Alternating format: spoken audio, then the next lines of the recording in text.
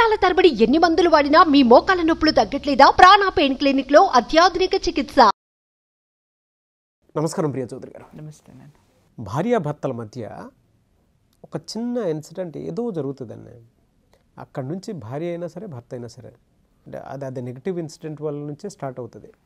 ఆ ఇన్సిడెంట్స్ కూడా ఎలా ఉంటాయి అని అంటే, ఏదో చెయ్యరాని తప్పు, చెయ్యకూడని తప్పు నువ్వు చేసేసావు కాబట్టి ఈ రోజు నుంచి నీ మీద నేను జూమ్లో పెట్టి చూస్తానని ఒక ట్యాగ్ వేసేసి ప్రతిదీ అడగటం, డీటెయిలింగ్ క్లియర్ చేసుకోవాలనుకోవటం స్టార్ట్ చేస్తారు. అండ్ ఇంక రోజు ప్రూవ్ చేసుకోవటమే. నేను అది కాదు అని చెప్పాలన్నా కూడా, ఆహా నువ్వు అదే, ఏది దీనికి ప్రూఫ్ చూపించాను, ఉండదు, దొరకదు. ఎందుకు ప్రూఫ్లు ఉంటాయి? కొన్నిటికి మనం కొన్ని కళ్ళతో చూసేదానికి, చెవులతో వినేదానికి దాని వెనక అర్థాలు కొన్నిసార్లు ఎక్కడో ఉంటాయి. తీసుకొచ్చి ముందు పెట్టాలి అని అంటే జరగని పని అది. దానివల్ల అంటే భార్యాభర్తలో మిస్అండర్స్టాండింగ్ ఎక్కువగా ఉండేటువంటివి ఇవే కనిపిస్తూ ఉంటాయి మనకి. ప్రతిరోజు ప్రూవ్ చేసుకోవాలంటే ఎలా? ఆ బంధాన్ని నిజంగా ఇవాళ ప్రతి భార్యాభర్త ఫేస్ చేసేదే. మానసికంగా ఎంత క్షోభన అంటే అది కొంతమందికి, అరే అమ్మ అసలు వదిలేసి వెళ్ళిపోతే బెటర్ కదా, ఇంత అనుమానం మన మీద ఉన్నప్పుడు రోజు ఇదే గోలంటే ఎక్కడి నుంచి పడతాము అనేటువంటిది వచ్చేస్తుంది. అది కూడా ఎక్కడి నుంచి స్టార్ట్ అవుతుంది చెప్తాను చూడండి. నైట్ 8 అయితే చాలు.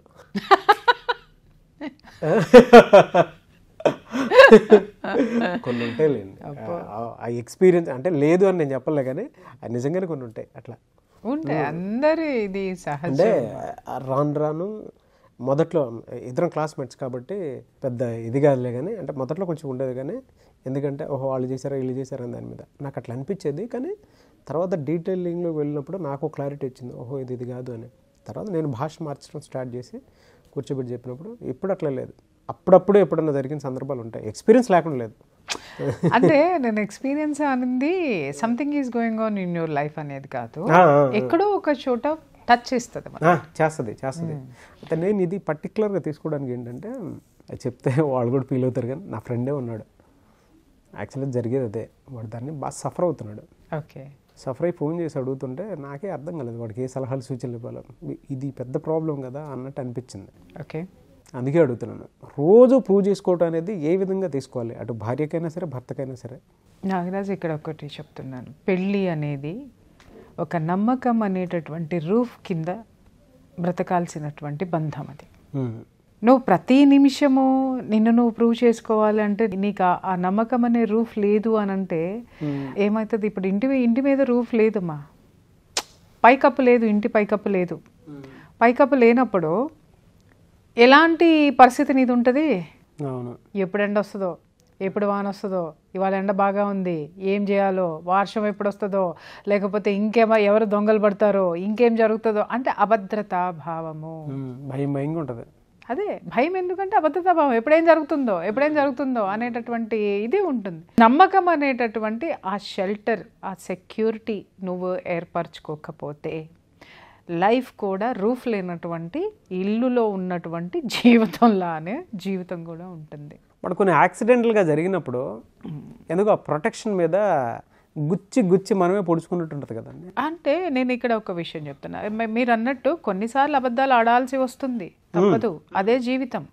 కానీ అన్నిసార్లు అబద్ధాలు ఆడుకుంటూ వస్తే మాత్రము క్షమించరాని తప్పు. ఇప్పుడు ఇక్కడ నేను ఒక విషయం చెప్తున్నా, ఏ విషయమైనా సరే, భార్యను భర్త మోసం చేయటం కానివ్వండి, భర్త భార్యను మోసం చేయటం కానివ్వండి, ఒకసారి అబద్ధం ఆడాడు అని అంటే అది పొరపాటుగా క్షమించేయచ్చు. రెండోసారి కూడా సేమ్ అదే విషయంలో తప్పు జరిగింది అని అంటే ఏదో గ్రహపాట్లో చేసేసాడేమో అని వదిలేయచ్చు. మూడోసారి కూడా జరిగింది అంటే అప్పుడు మనం ఒక నిర్ధారణకి రావాలి, అది వీడికి అలవాటు రావాయి లేదా ఆమెకి అలవాటు రావాయి. అబద్ధాలు చెప్పటము, లేకపోతే దీన్ని ఏమార్చటము, లేదు అనంటే దాన్ని హైడ్ చేసి మాట్లాడటము, దాచిపెట్టి మాట్లాడటము, అంటే అక్కడ ఒకటి ఉంటే దాన్ని ఇంకొక విధంగా ప్రొజెక్ట్ చేయటము, ఇలాంటివన్నీ కూడా పదే జరుగుతుంటే మాత్రము ఖచ్చితంగా దాన్ని ప్రూవ్ చేసుకోవాల్సినటువంటి అవసరం ఉంటుంది. ఎవరు ప్రూవ్ చేసుకోవాలి? చేసేటటువంటి వాడు ప్రూవ్ చేసుకోవాలి. ఎక్కడో ఒక చోట పులి స్టాప్ పెట్టాలి దీనికి.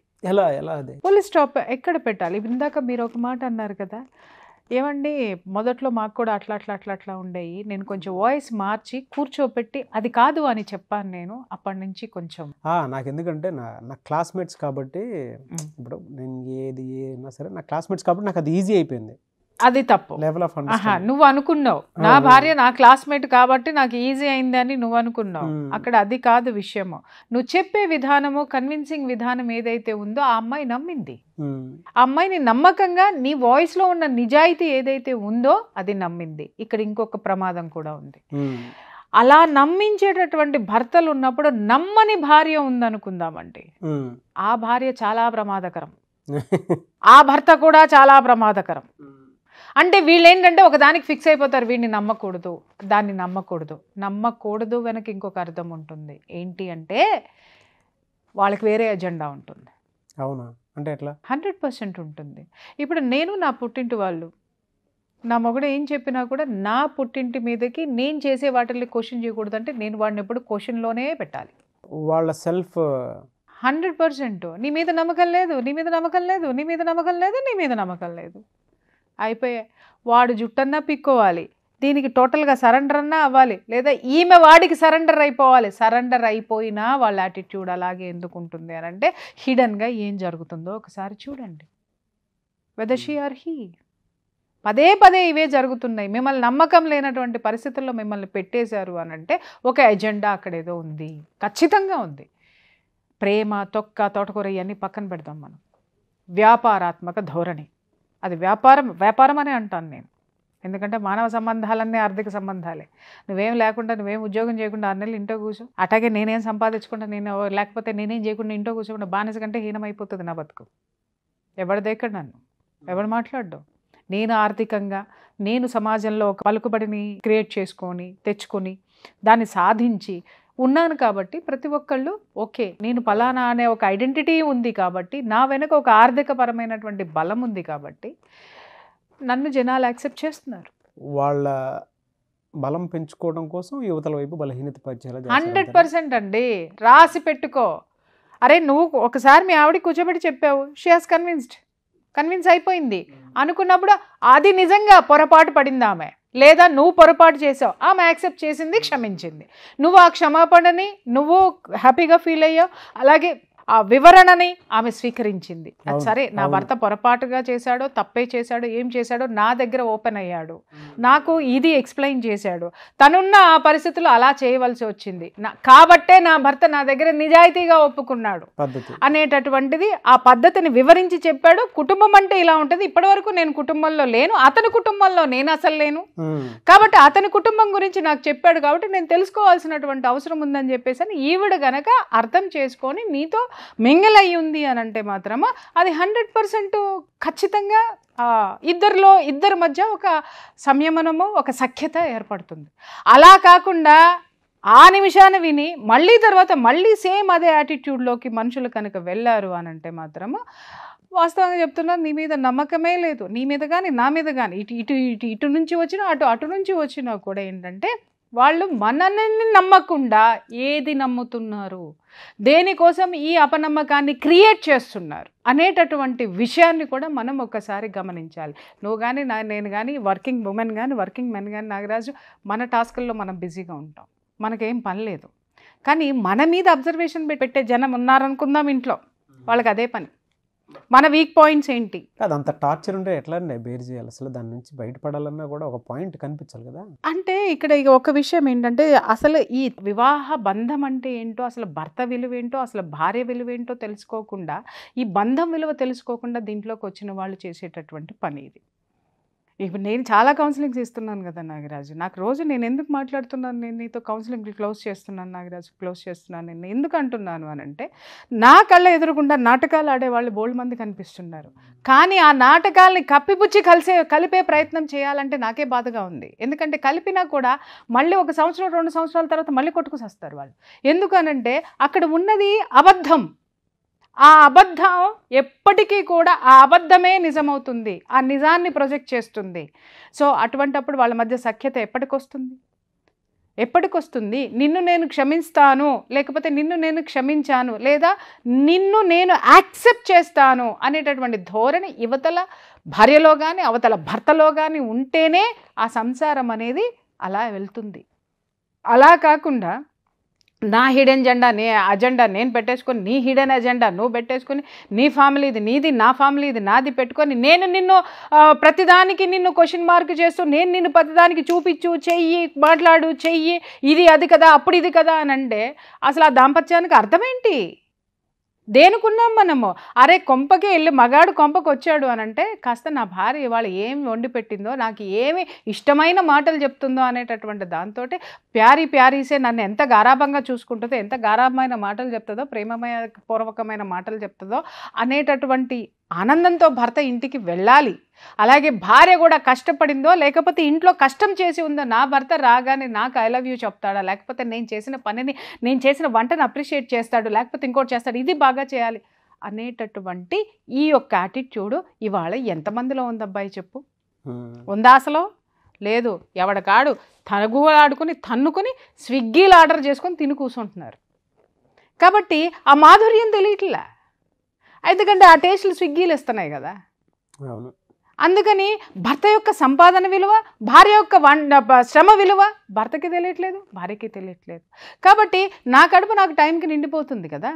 నిండిపోతున్నప్పుడు నేనేం ఆలోచిస్తాను? నా కడుపు నిండే పనే ఆలోచనే నేను చేస్తాను. ఇలా వన్ సైడ్ ధోరణి ఉన్నప్పుడు దాన్ని కంటిన్యూ చేయాలా, బ్రేక్ చేసుకోవాలా? నాగరాజ్, ఇక్కడ నేను ఒక విషయం చెప్తున్నాను. నా జీవితము నేను వాళ్ళని ఏ విధంగానైనా భరించే శక్తి నాకుంది అని అనుకున్నప్పుడు ఖచ్చితంగా జీవితాంతం భరిస్తూనే ఉండండి. భరించటం అనేది అంటే ఇలానే ఉంటుంది అని అంటే, అలానే భరించాలనంటే ఎవరికన్నా సరే ఆ తలకాయ నొప్పి వచ్చేస్తాయి. వీళ్ళకి ఏంటంటే నాగరాజు, కొంచెం పెద్దవాళ్ళ మధ్య కూర్చోబెట్టి కౌన్సిలింగ్ అనేది వీళ్ళకి అవసరం ఉంటుంది. కౌన్సిలింగ్ ఇప్పించండి. ఇప్పించినప్పుడు మారిన వాళ్ళు చాలామంది ఉన్నారు. మారకుండా అదే ధోరణి పోతే నష్టపోయింది కూడా వాళ్ళే ఉన్నారు. ఎందుకంటే కష్టపడే వాళ్ళకి ఎప్పుడూ కూడా నష్టం ఏం లేదు నాగరాజు. నిజాయితీగా ఉండేవాడు ఎప్పుడు నష్టపోడు నాగరాజు. జనాలు అందరూ అంటారు కానీ వాడు పాపం అని అంటాడు, కానీ పాపం ఎప్పుడు అవుతాడంటే వాడు వెర్రి వెంగళప్పలాగానో లేదా అది వెర్రి వెంగళప్పలాగానో ఎదుటివాడి తప్పుల్ని, తనలో ఉన్నటువంటి అధిక ప్రేమ ఒకటి ఉంటుందబ్బా. ఆ అధిక ప్రేమతోటి ఆ తప్పుల్ని భరిస్తూ కూర్చుంటే ఎవడు నిన్ను ఆదుకోవాల్సిన అవసరం ఆ దేవుడికి ఏముంది, నాకేముంది? ఇప్పుడు నేను చెప్తాను, నేను నీకు ఒక అలవాటు చెప్పా, ఎవరైనా నువ్వు వచ్చి కూర్చునేటప్పుడు నువ్వు ఈ పని చేయంట. రోజు నాతో తిట్లు తింటానే ఉంటావు నువ్వు కూర్చొని చేసేటప్పుడు, నేను చూస్తూనే ఉంటా. ఒక్కొక్కసారి సడన్గా నీకే ఇలా ఒక 4 రోజులు 5 రోజులు చూసిన తర్వాత 6వ రోజు నన్ను చూడంగానే నీకు ఫస్ట్ ఏం గుర్తొస్తుంది? అది గుర్తొచ్చి అలర్ట్ అయిపోతావు.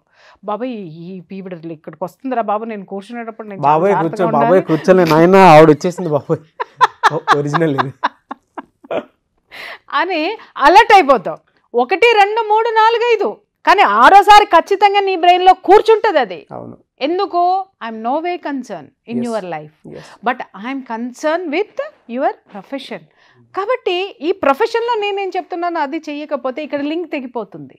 అవును, ఆ లింక్ అవసరం అనుకున్నప్పుడు నువ్వు ఫాలో అవ్వాలి. అలాగే దాంపత్యంలో కూడా నేను ఇది ఫాలో అవ్వకపోతే నా భార్యని నేను ఈ విధంగా చీట్ చేస్తున్నాను, నేను ఇది ఆపుకోకపోతే నా బంధం తెగిపోతుందని భర్త అనుకుని తన తప్పును తెలుసుకొని కాంప్రమైజింగ్కి రావడము వచ్చినా, అలాగే భార్య అరే నా స్వార్థంతోటో లేకపోతే నా మొండితనంతోటో లేదా నాకు ఇదే కావాలి అనేటటువంటి మూర్ఘత్వంతోటో నేను నా సంసారాన్ని, నాకు పుట్టిన బిడ్డల్ని, నా భర్తని లేదా నా అత్తమామల్ని, నా కుటుంబం అనుకునేటటువంటి దాన్ని నేను రోడ్డు మీద పడేసుకుంటున్నాను, ఇది కరెక్ట్ కాదు, నా కుటుంబం ఉంటే నా బలమే నా కుటుంబము, నా భర్త అనుకొని ఎప్పుడైతే తను రియలైజ్ అయ్యి తను కాంప్రమైజింగ్కి వస్తుందో అప్పుడే దాంపత్యం కూడా నిండు నూరేళ్ళు హాయిగా ఆనందంగా ఉంటుంది.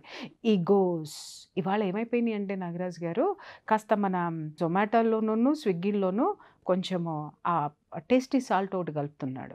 ఆ సాల్ట్ ఏమవుతుందంటే మనిషిలో ఉత్ప్రేరకాలను పెంచేసి ఈగో అనేటటువంటి ఒక పదార్థాన్ని టన్నులుగా తయారు చేసేస్తుంది.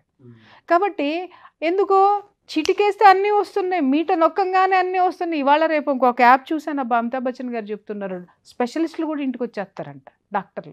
అవును. కాబట్టి ఇక్కడ మనం అర్థం చేసుకోవాల్సింది ఏంటంటే విడాకులు కూడా అట్టాగే వస్తాయి రెడీగా, అది అర్థం చేసుకోండి. ఇది కావాలి అనుకున్నప్పుడు మీరు ఇందాక చెప్పినట్లు అర్థం చేసుకొని భరించడం ఒక ఎత్తు అయితే, నిలబడటం ఇంకొక ఎత్తు. ఎస్, ఏ విధంగా తీసుకోవాలనేది వాళ్ళ మీద డిపెండ్ అయ్యి. అంతే. థ్యాంక్ యూ అన్న, thank you so much Priya Chowdary garu. Thank you. Suman టీవీలో మీ పర్సనల్ అండ్ బిజినెస్ ప్రమోషన్స్ కోసం కింది నెంబర్కి కాంటాక్ట్ చేయండి.